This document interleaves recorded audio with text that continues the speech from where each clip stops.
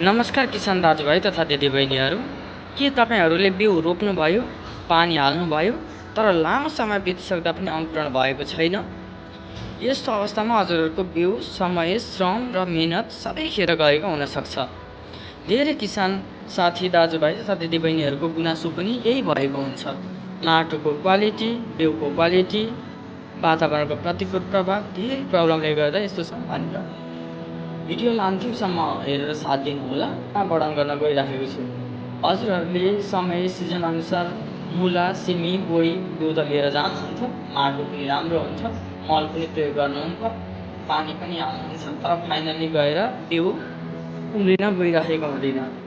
के कारणले यस्तो भइराखेको हुन्छ, किन उम्रेको हुँदैन भनेर धेरै टेन्सन र गुनासोहरू हुनसक्छ। अब म भिडियोलाई यसैको आधारमा पढेर गइराखेको छु, अन्तिमसम्म हेरेर साथ दिनुहोला है त।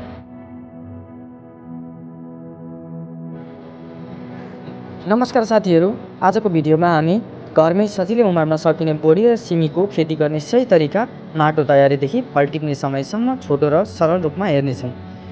बोडी र सिमीका लागि नरम, उर्वर र पानी नजम्ने माटो चाहिन्छ। माटोमा गोठलो मल वा कम्पोस्ट मिसाएर राम्रोसँग खनेर समतल बनाइन्छ।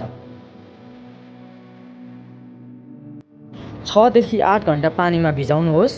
अब माटोमा 2 देखि 3 सेन्टिमिटर गहिरो खाल्डो बनाएर प्रत्येक खाल्डोमा 2वटा बिउ राख्नुहोस्। बिउ बीच 20 देखि 30 सेन्टिमिटरको दूरी जरुरी हुन्छ।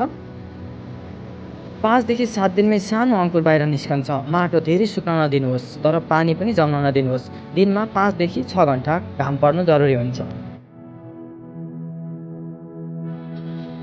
बोडी र सिमी लहरी बाली भएकाले बाँस, डोरी वा जालीको सहारा दिनुहोस्। हप्तामा 2 देखि 3 पटक पानी दिनु पर्याप्त हुन्छ।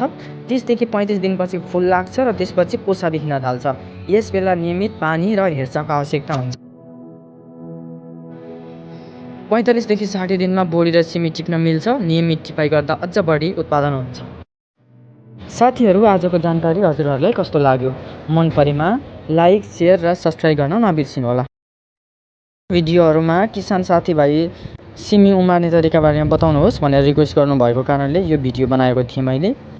उहाँहरूको समस्या यस्तो थियो कि हामीहरूले माटोमा पर्याप्त रूपमा मल पनि युज गर्छौँ, पानी सिँचाइको पनि राम्रै व्यवस्था हुन्छ, बिउ पनि मजाले रोपिन्छ, तर धेरै समय बितिसक्दा पनि अङ्कुरण किन नभएको हो, यसको बारेमा जानकारी दिनुहोस् भनेर सजेसन गर्नुभएको थियो। यसै अनुरूप मैले यो भिडियो बनाएको हुँ।